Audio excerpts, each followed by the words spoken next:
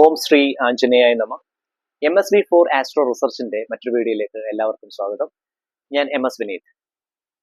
ഈ വീഡിയോയിൽ ഞാൻ വ്യാഴമാറ്റത്തിന്റെ സവിശേഷതകൾ ഓരോ നക്ഷത്ര ജാതകർക്കും എങ്ങനെയൊക്കെയാണ് വരുന്നത്, ഇതിന്റെ വ്യാഴമാറ്റത്തിന്റെ 6ാം ഭാഗം ആണ് ഈ വീഡിയോയിൽ ഞാൻ ചെയ്യുന്നത്.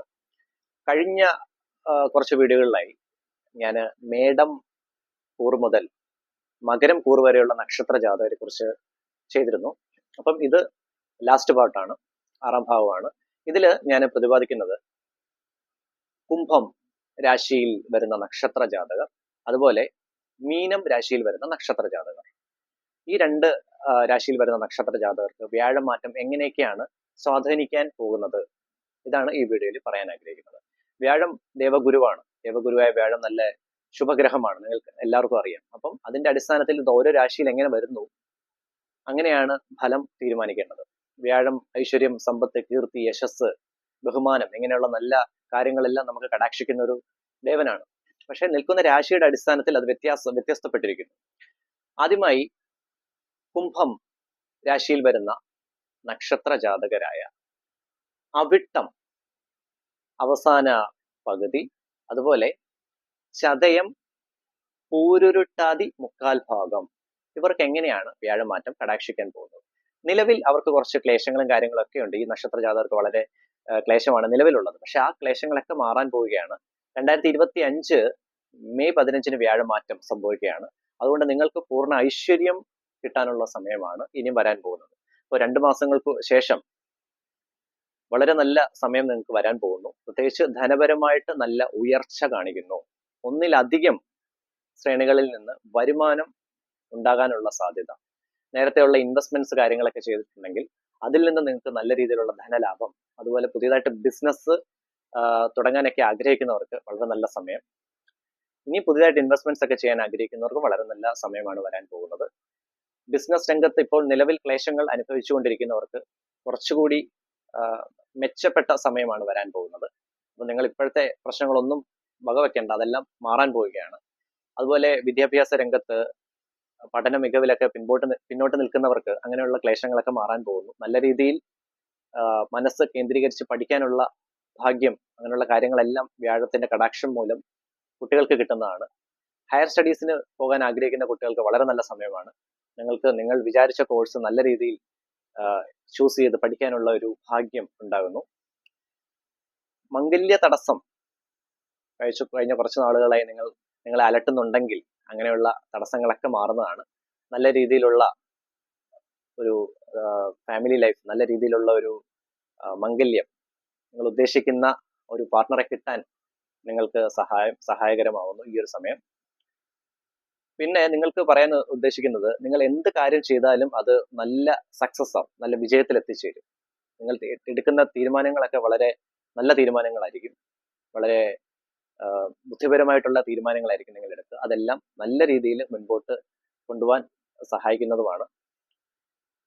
പിന്നെ എന്ത് കാര്യത്തിലും നിങ്ങൾക്ക് നല്ല ഉന്മേഷം, നല്ല ഒരു ആർജവത്തോടു കൂടി മുൻപോട്ട് പോകാൻ ആ ഒരു മനക്കരുത്ത് നിങ്ങൾക്ക് വ്യാഴത്തിന്റെ മാറ്റത്തോടു കൂടി നിങ്ങൾക്ക് കിട്ടുന്നതാണ്. അങ്ങനെ എല്ലാ രീതിയിലും, അങ്ങനെ കളത്രപരമായി, അതുപോലെ ആരോഗ്യപരമായി എല്ലാ രീതിയിലും നിങ്ങൾക്ക് നല്ല രീതിയിൽ വ്യാഴം കടാക്ഷിച്ചു നിൽക്കാൻ പോവുകയാണ്. അപ്പോൾ കൂട്ടത്തിൽ വ്യാഴം ഗ്രഹത്തെ, ആ ഒരു വ്യാഴദേവനെ കൂടി ഒന്ന് പ്രാർത്ഥിച്ചു പോവുക.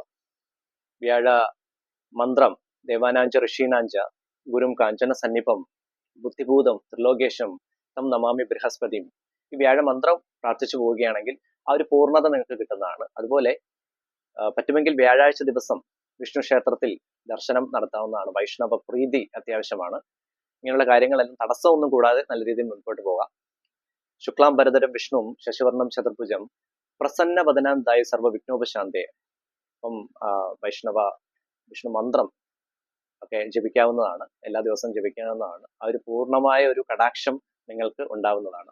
ഇതൊക്കെയാണ് കുംഭം രാശിയിൽ വരുന്ന നക്ഷത്ര ജാതകർക്ക് ഉള്ളത്. അതായത് അവിട്ടം അവസാന പകുതി, ചതയം, പൂരുരുട്ടാതി മുക്കാൽ ഭാഗം. ഇവർക്ക് വളരെ നല്ല സമയമാണ് വരാൻ പോകുന്നത്. 2025 മെയ് അങ്ങോട്ട് കഴിയുമ്പോൾ മുതൽ നിങ്ങൾക്ക് എല്ലാ രീതിയിലുള്ള ഐശ്വര്യവും വ്യാഴത്തിന്റെ അനുഗ്രഹം നിങ്ങൾക്ക് കിട്ടുന്നതാണ്.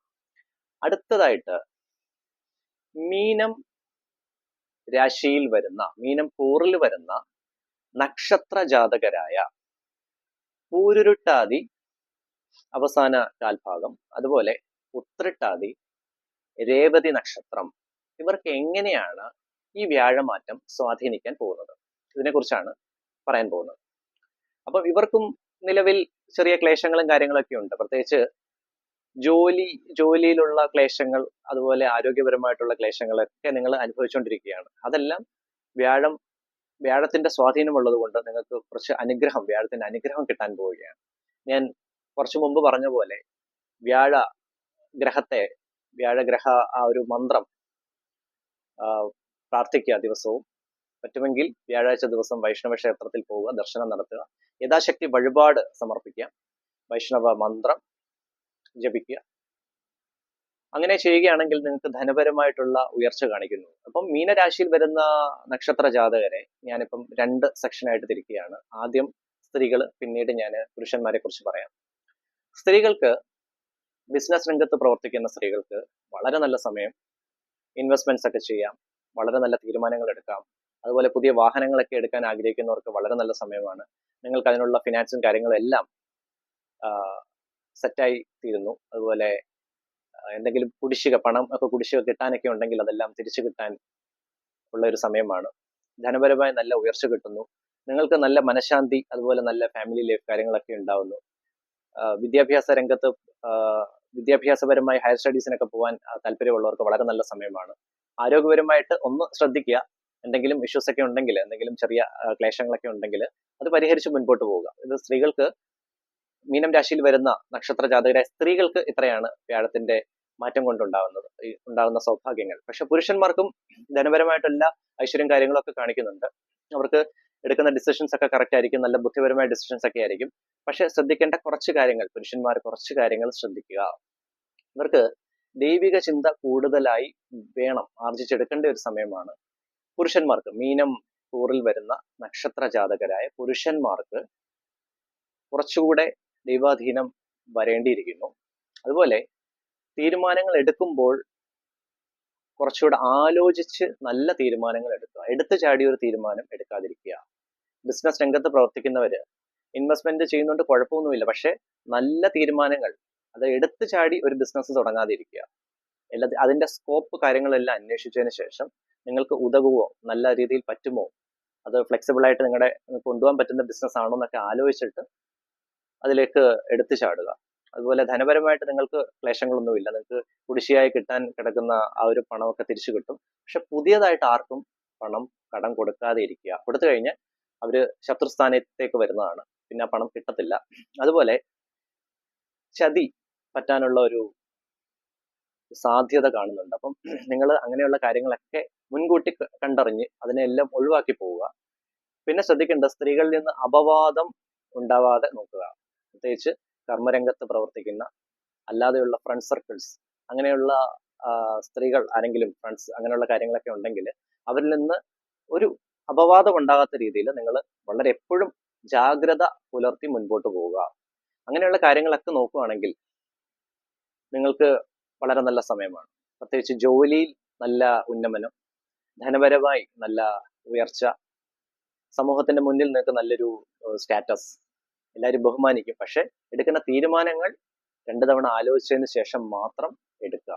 അങ്ങനെയുണ്ടെങ്കിൽ മീനൻ രാശിയിൽ വരുന്ന നക്ഷത്ര ജാതകർക്ക്, പുരുഷന്മാർക്കും വളരെ നല്ല സമയമാണ്. അതായത് പൂരിട്ടാതി അവസാന കാൽഭാഗം, ഉത്രട്ടാതി, രേവതി, ഈ ഒരു നക്ഷത്ര ജാതകർക്ക്, സ്ത്രീകൾക്കും പുരുഷന്മാർക്കും നല്ലതാണ്. പക്ഷെ പുരുഷന്മാർ ഒന്നുകൂടെ ആലോചിച്ചും കണ്ടും മുൻപോട്ട് പോവുക. ഇത്രയാണ് വ്യാഴമാറ്റത്തിന്റെ സവിശേഷതകൾ. അങ്ങനെയുള്ള നക്ഷത്ര ജാതകർക്ക് എങ്ങനെയൊക്കെയാണ് ഇത് ഫലം ചെയ്യുന്നത്. അപ്പം അതിന്റെ ലാസ്റ്റ് വീഡിയോ ആയിരുന്നത്.